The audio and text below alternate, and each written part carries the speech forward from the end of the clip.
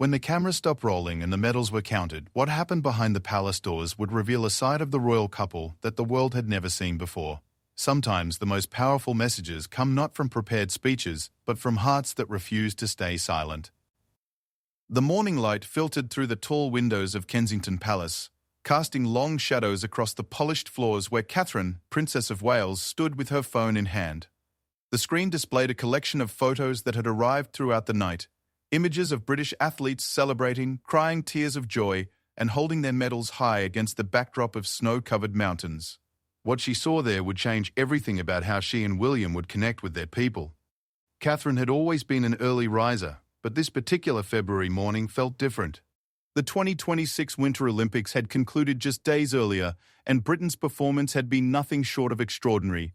Athletes who had trained in borrowed facilities, funded their own equipment, and worked second jobs to support their dreams had delivered the nation's best Winter Olympic showing in decades. Yet as Catherine scrolled through the images and videos flooding social media, she realized that the real story wasn't being told. She found William in his study, already dressed for the day's engagements, reviewing briefing papers that his private secretary had prepared. The formal schedule showed back-to-back meetings with Commonwealth representatives, a charity luncheon, and an evening reception. It was the kind of carefully orchestrated day that had defined their royal life for years. But Catherine carried with her something that would disrupt those plans entirely. "You need to see this," she said, settling into the chair across from his desk. Without preamble, she began sharing what she had discovered during her early morning exploration of social media. There was Emma Richardson, the figure skater from Manchester, whose parents had sold their car to pay for her coaching. The video showed her calling home after winning bronze, her voice breaking as she thanked her family for their sacrifices. Then there was the men's curling team from Scotland, none of whom had expected to medal, celebrating their silver with a rendition of Flower of Scotland that had millions of viewers reaching for tissues. William set down his papers, his attention completely captured by what his wife was showing him. These weren't the polished highlight reels that would air on television, or the carefully crafted press releases that would appear in newspapers. These were raw, unfiltered moments of human triumph that revealed the true cost and meaning of what these athletes had achieved. Each story carried weight that seemed to settle in the room around them. The couple had always prided themselves on being accessible royals, different from previous generations in their willingness to engage directly with the public. They had used social media, participated in informal interviews, and made efforts to modernize the monarchy. But what Catherine was showing William represented something entirely different. This was an opportunity to step completely outside the traditional boundaries of royal communication and speak heart-to-heart with their people.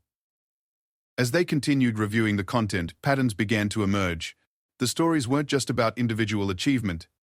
They revealed systematic challenges that British winter sports athletes faced. Inadequate funding, limited training facilities, and a lack of support infrastructure that forced talented individuals to choose between pursuing their dreams and financial stability. These athletes had succeeded not because of the system, but in spite of it. William found himself particularly moved by a video diary that speed skater James Mitchell had kept throughout his Olympic journey. The young man from Birmingham had documented everything. The 4 a.m. training sessions before his shifts at a local restaurant, the creative ways he had modified his technique to work around equipment limitations, and the emotional phone calls with his grandmother, who had become his primary source of encouragement.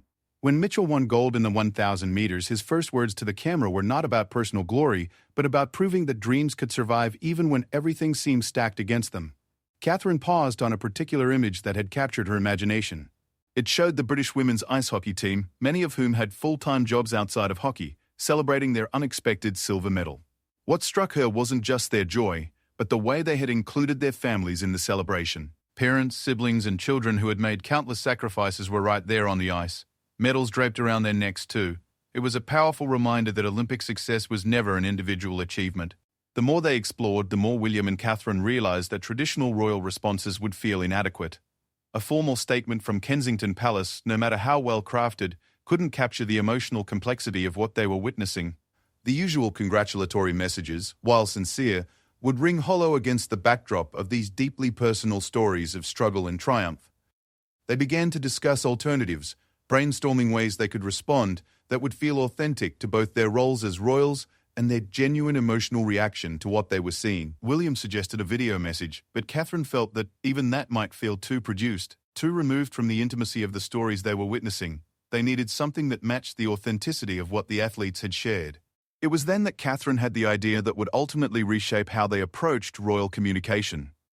Rather than crafting a single formal response, what if they created something that could evolve and grow? What if they used their platform not just to congratulate, but to amplify the stories that deserve to be heard? The concept was simple but revolutionary.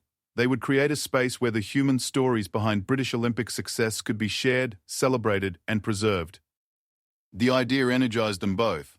William began sketching out possibilities on the back of his briefing papers, his formal schedule temporarily forgotten. They discussed reaching out directly to athletes, not through official channels or media intermediaries, but through the same social media platforms where these authentic stories were already being shared. They talked about creating content that would feel like a conversation rather than a broadcast, something that invited participation rather than passive consumption. As the morning progressed, their initial excitement began to crystallize into a concrete plan. They would craft a response that honored both the magnitude of British Olympic success and the individual stories that had made it possible. But more than that, they would use this moment to establish a new template for royal engagement, one that prioritized authentic connection over traditional protocol. The decision represented more than just a communication strategy. It was a philosophical shift in how they understood their roles as modern royals. They weren't just congratulating successful athletes, they were acknowledging the broader community of people who had made those successes possible. They weren't just celebrating medals, they were validating the dreams and sacrifices that had produced them. By the time William's private secretary arrived for their scheduled briefing, the couple had completely reimagined their day. The formal meetings would be rescheduled, the carefully prepared talking points would be set aside, and instead of following their planned agenda, they would spend the day creating something that had never existed before in royal history. The transformation had begun with Catherine's early morning discovery, but it was evolving into something much larger. They were about to embark on a project that would challenge every assumption about how royals should communicate, how authentic connection could coexist with institutional responsibility, and how traditional roles could adapt to meet contemporary needs. As they prepared to begin this new chapter, neither William nor Catherine fully understood how profoundly their decision would impact not just their own approach to royal duties, but the relationship between the monarchy and the British people. They were simply two people, moved by the stories of extraordinary achievement, who had decided that the moment demanded more than traditional responses could provide. The stage was set for something unprecedented, something that would bridge the gap between royal protocol and human authenticity in ways that had never been attempted before. The Winter Olympics had ended, but for William and Catherine, the most important competition was just beginning. The challenge of creating genuine connection in an increasingly disconnected world. The transformation of Kensington Palace's media room into an impromptu production studio would have been unthinkable just hours earlier. Camera equipment that was typically used for formal royal portraits had been repositioned to create intimate conversation spaces. The usual backdrop of official portraits and ceremonial objects had been replaced with comfortable seating and natural lighting that would make their guests feel at ease rather than intimidated. William and Catherine had spent the previous evening making phone calls that surprised everyone who received them. Not calls routed through private secretaries or official channels, but direct conversations with athletes whose stories had moved them. Emma Richardson, the figure skater from Manchester, had initially thought someone was playing a prank when her phone rang and a voice identified itself as the Prince of Wales. It wasn't until William began referencing specific details from her social media posts about her Olympic journey that she realized the call was genuine. These conversations had revealed layers of complexity that formal congratulations could never have captured. Emma had shared not just the triumph of her bronze medal, but the months of uncertainty when her family had questioned whether continuing with skating was financially responsible. She talked about training sessions where she had pushed through pain because she couldn't afford additional physical therapy, and the moment she realized that her success belonged as much to her community as it did to her, each athlete they reached had a similar story of perseverance that extended far beyond individual determination. The men's curling team from Scotland had described how their local community had rallied around them, organising fundraisers and providing volunteer support that made their Olympic participation possible. James Mitchell, the speed skater from Birmingham, had talked about his grandmother's unwavering belief in his potential, even when he couldn't see it himself. What emerged from these conversations was a picture of British winter sports that was both inspiring and sobering.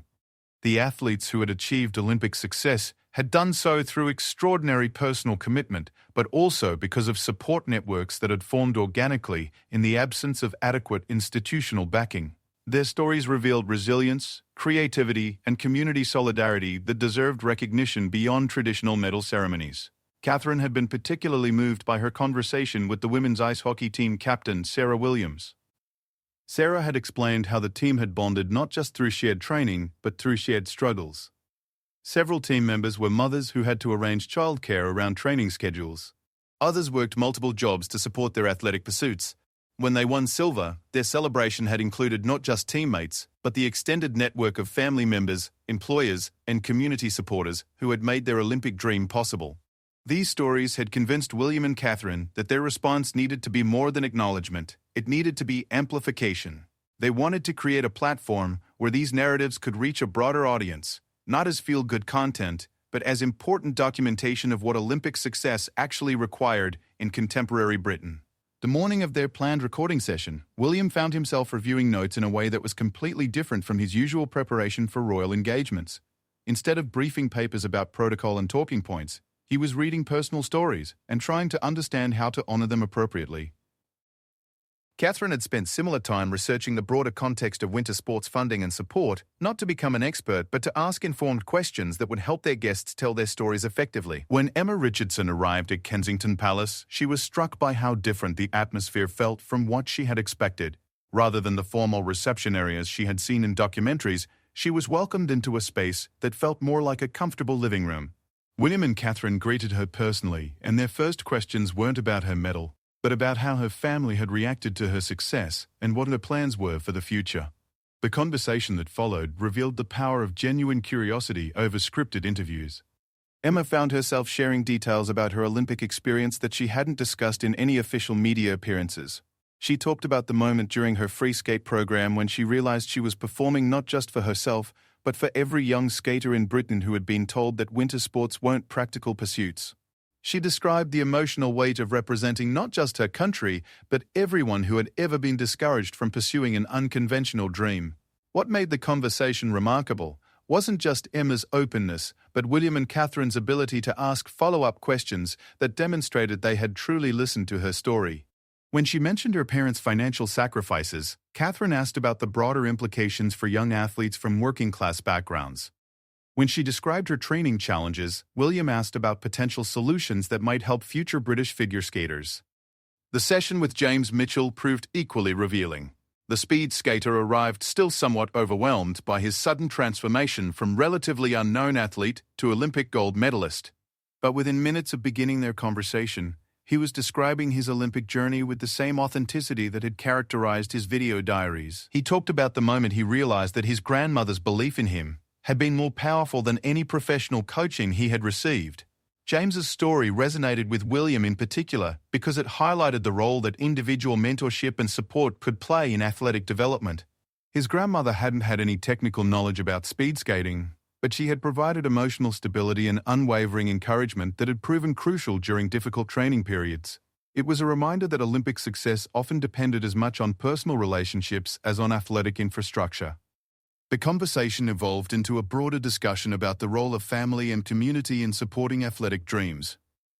James described how his success had energized other young people in his Birmingham neighborhood, many of whom had never considered winter sports as possibilities for themselves. His gold medal had become a symbol that transcended skating, representing the potential that could be unlocked when communities rallied around their young people. As the day progressed, William and Catherine began to see patterns emerging across the stories they were hearing. Each athlete's journey had been shaped by individuals who had believed in them when institutional support was lacking. Each success story was actually a community success story, involving networks of people who had contributed time, resources, and emotional support. These insights were reshaping how they understood their own roles as public figures. Rather than simply offering congratulations for achievements that had already occurred, they were beginning to envision how they might help create conditions for future success. The conversations were revealing needs and opportunities that formal briefings had never captured. The session with the women's ice hockey team proved to be the most complex and emotionally challenging of the day. Sarah Williams had brought two of her teammates, and their conversation quickly evolved into a discussion about the broader challenges facing women's winter sports in Britain. They described training facilities that were difficult to access, equipment costs that created barriers for participation, and limited media coverage that made it difficult to attract sponsorship and support. But rather than focusing only on obstacles, the conversation revealed remarkable creativity and determination. The team had developed innovative approaches to fundraising, training, and team building that had not only contributed to their Olympic success, but had created a model that other teams were beginning to adopt. Their silver medal represented not just athletic achievement, but successful problem-solving and community building. Catherine found herself particularly engaged by their discussion of how Olympic success could be leveraged to create opportunities for the next generation of female winter sports athletes. The team had already begun visiting schools and community centers, sharing their story not just to inspire, but to provide practical information about how young women could get involved in winter sports. As the recording sessions continued, William and Catherine realized they were documenting something unprecedented in royal history. These weren't formal interviews or ceremonial presentations. They were authentic conversations that were revealing both the personal cost of Olympic achievement and the community networks that made such achievement possible. The material they were creating would challenge traditional assumptions about royal communication. Instead of carefully crafted messages designed to avoid controversy, they were facilitating discussions that touched on issues of class, opportunity, and systemic support. Instead of maintaining formal distance, they were engaging with genuine curiosity and emotional investment. By the end of the day, they had accumulated hours of conversation that captured not just the triumph of British Winter Olympic success, but the human complexity that had made such success possible. Each athlete's story had revealed different aspects of what it meant to pursue excellence in circumstances that required extraordinary personal commitment. The challenge now would be transforming these conversations into a public message that could honor the authenticity of what they had heard while fulfilling their responsibilities as representatives of the monarchy. They needed to create something that would feel true to the athletes who had shared their stories while reaching an audience that extended far beyond winter sports enthusiasts. The foundation had been laid for something revolutionary in royal communication, but the most difficult work was still ahead of them. The editing suite at Kensington Palace had never hosted a project quite like this one. William and Catherine sat surrounded by monitors displaying hours of authentic conversation, faced with the challenge of distilling genuine human connection into a format that could reach millions while maintaining its essential intimacy. Traditional royal communications followed established formulas, but what they had captured resisted conventional packaging. Catherine had spent the previous evening reviewing the footage alone, taking notes not about technical quality or messaging strategy, but about moments that had moved her most deeply. She found herself returning repeatedly to a particular exchange with Emma Richardson, where the figure skater had paused mid-sentence, overcome by emotion as she described her parents' sacrifices. The silence that followed hadn't been awkward. It had been profound, filled with recognition and respect that transcended words. These moments of authentic emotion were scattered throughout their recordings, but they posed a challenge that traditional media training had never addressed. Royal communications typically aimed to project dignity, composure, and measured responses. What William and Catherine had captured was something entirely different, raw human experience that included tears, laughter, and the kind of vulnerability that made viewers feel like participants rather than observers. William approached the project from a different angle, focusing on the systemic insights that had emerged from their conversations. Each athlete's story had revealed different aspects of how Britain supported or failed to support winter sports development. But rather than creating a policy document or formal report, he wanted to find ways to let the athletes themselves articulate these broader implications. The breakthrough came when they decided to abandon traditional documentary structure entirely.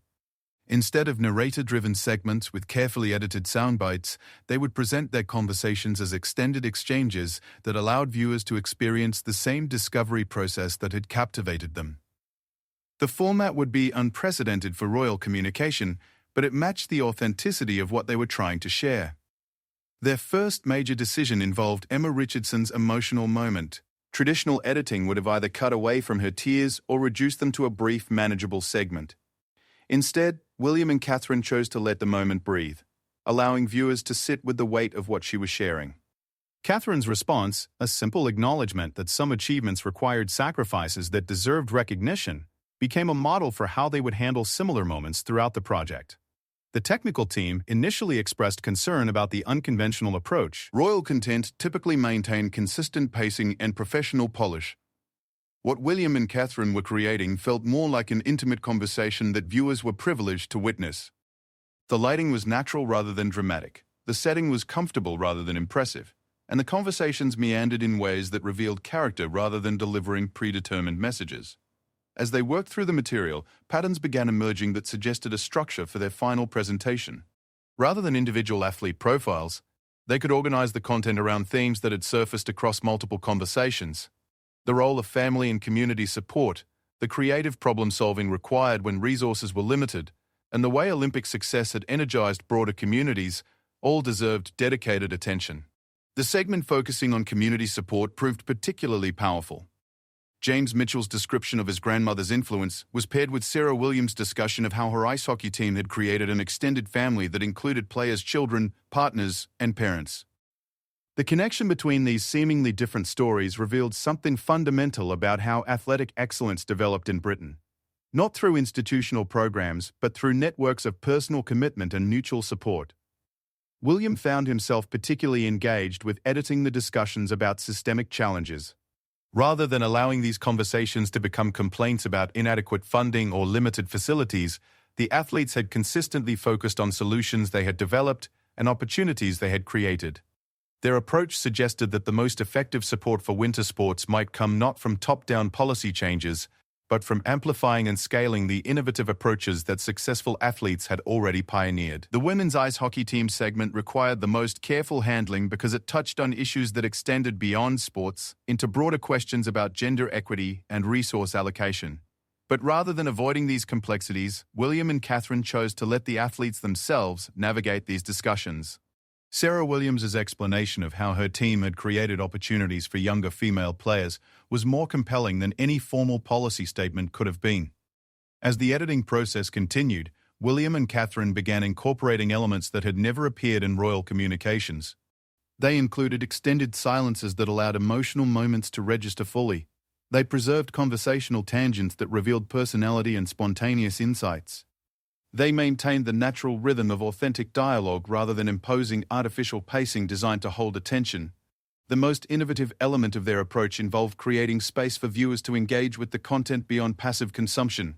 Rather than ending with traditional closing statements, each segment concluded with questions that invited viewers to reflect on their own experiences with perseverance, community support, and pursuing difficult goals. The format suggested that the conversations were continuing, rather than concluding.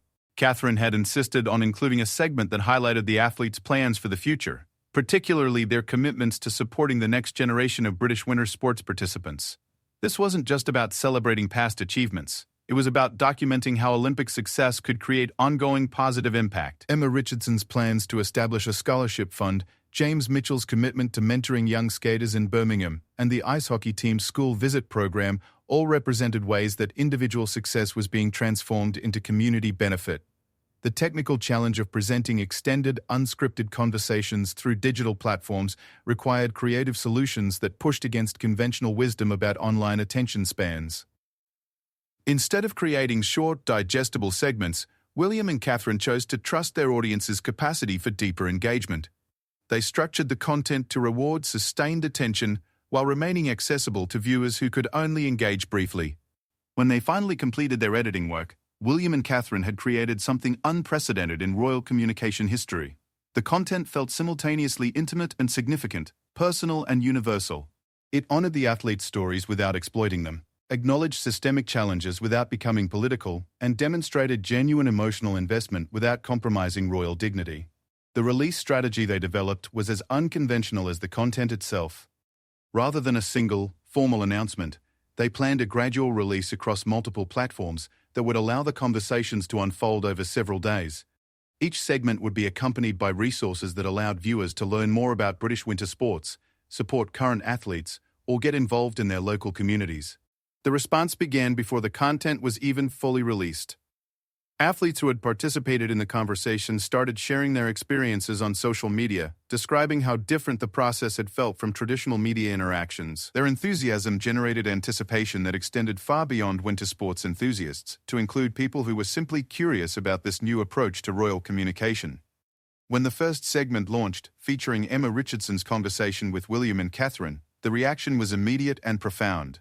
Viewers responded not just to the content but to the format itself. Comments and messages revealed that people felt they were witnessing something genuine rather than consuming something produced. The authenticity that William and Catherine had worked to preserve had translated effectively to their audience. The broader impact became apparent as subsequent segments were released. Schools began using the conversations as examples of perseverance and goal setting. Community organizations started discussions about how they could better support young people with unconventional dreams. Sports clubs reported increased interest from potential participants who had been inspired by the athletes' stories. But perhaps the most significant response came from other members of the royal family and their staff, who recognized that William and Catherine had established a new template for authentic public engagement. The traditional boundaries between formal duty and personal connection had been reimagined in ways that enhanced rather than compromised their effectiveness as representatives of the monarchy. The project's success created momentum for similar approaches to future royal communications. Rather than returning to conventional formats, William and Catherine had demonstrated that audiences craved authentic connection and genuine conversation. Their Winter Olympics response had become a model for how modern royals could honor both their institutional responsibilities and their human instincts. As they reflected on what they had accomplished, William and Catherine realized that their heartfelt message had achieved something more significant than acknowledging British Olympic success. They had created a new language for royal engagement that prioritized genuine connection over traditional protocol, authentic emotion over careful messaging, and community celebration over individual achievement. The athletes whose stories they had shared continued to benefit from the increased visibility and support that their conversations had generated. But equally important was the precedent they had established for how public figures could use their platforms to amplify authentic stories rather than simply delivering prepared statements. Their heartfelt message had become something larger than they had initially envisioned. A demonstration that meaningful communication required the courage to be genuinely moved by others' experiences and the wisdom to trust audiences with authentic human complexity. The Winter Olympics had provided the inspiration, but William and Catherine had created something that would influence royal communication for years to come.